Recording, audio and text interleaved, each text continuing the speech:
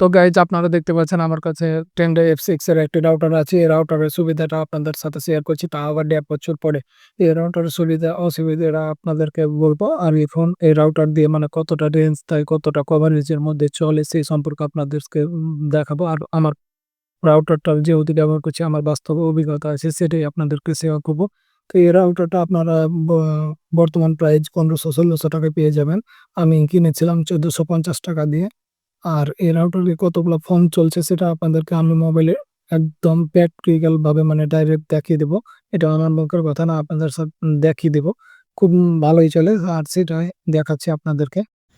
তো মোবাইলের স্ক্রিনে আমি চলে এসেছি। এখানে আমি আমার টেন্ডার যে রাউটারের সেটা লগইন করে নেব।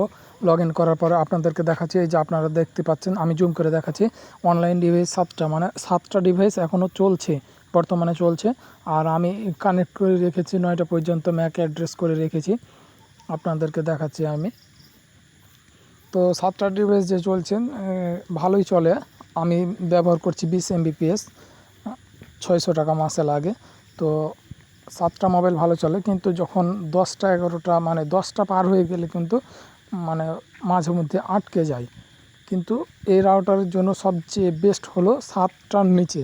7টার নিচে সবথেকে বেস্ট, মানে ভালো মতো চলবে আর কভারেজটা অনেকটাই দিবে। তো ভিডিওটি ভালো লাগলে অবশ্যই তোমরা লাইক করে দিও। আমি এখানে স্পিড টেস্ট করে দেখাচ্ছি। আমি যে 20 Mbps নিয়েছি, এখন আমার স্পিডটা কত Mbps দেখাচ্ছে সেটাই দেখছি।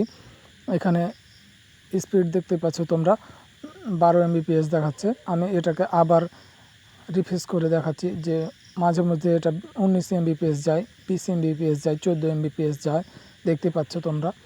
তো ভিডিওটা ভালো লাগলে অবশ্যই লাইক করে দাও, আমার চ্যানেলটিকে সাবস্ক্রাইব করতে ভুলো না।